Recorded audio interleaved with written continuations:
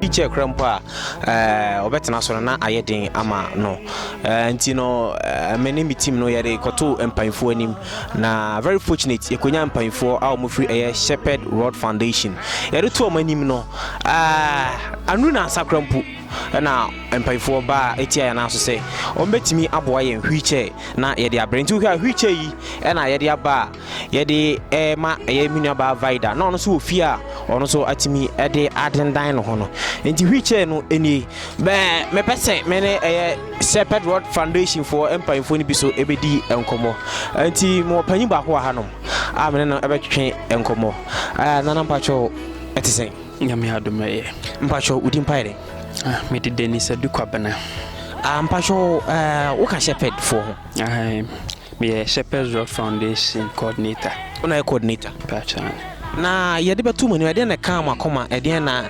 motivate mu se mo be ba on board yade amoye Shepherds adwuma ye boa nipa wo hi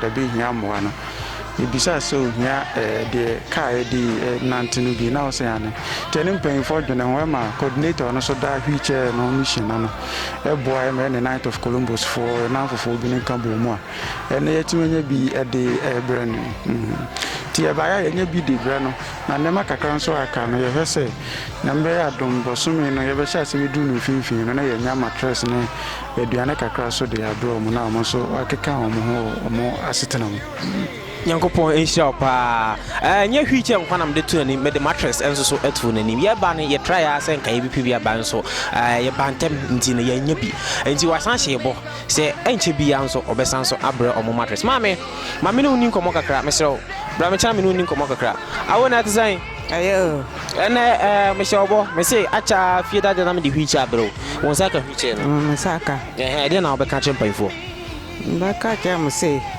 se mbwana mumbwana se wati we watumi ya bibia nse misara mutumi nja na kwa bibia mumbwaye mobanya container no banya ande makakara kum ade amana na wande kakara wande dia ani na mi dia tumi nse mumbwana bibia so enti emwana na ya sha ase no ya da tumpanfo ni mpanfo so ehwe aye ho bibi enti no enche unkofo jani bi wate nyame wo ho why tinse me she obo se acha fieda de na ye wo ha enya fieda no so yaba enti no vida mama vida so nkasa kakra Vada design.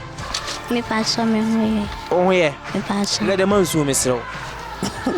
And father am I de wheelchair abro. I don't have a catcher father. Kakra me wakache father na se Nyankopon nhyira no. Nyo ohwehwe na asase nyina ne nsanka. Na menim se munja mi se adamu be mama tamfo ehume afere. Amen. Shamupa ne mo yeso mani toto. Damasi bibi. Amen. I was here for my many short na yemfa ni nyina ensia. Nti se bi kan ne Shepherd Road Foundation na a be donation yi o masan hyebo. Se o masan so ama mattress Nyankopon enhyira o mo. Na omani so adi hunu bia no so no emram. Midin Eric Clinton obeti my friend Bonesman. Midijuma de ni nyina esia no. Nyankopon enka ho. Bye bye.